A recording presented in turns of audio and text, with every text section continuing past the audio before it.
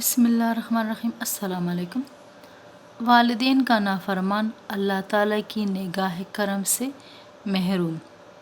حضرت عبداللہ فرماتے ہیں کہ آپ صلی اللہ علیہ وسلم نے فرمایا، 3 لوگوں کی جانب خدا پاک قیامت کے دن نگاہ کرم بھی اٹھا کر نہ دیکھے گا: والدین سے تعلق منقطع کرنے والا، دائمی شرابی، اور دے کر احسان جتلانے والا، مطلب کوئی چیز دے کر احسان جتلانے والا۔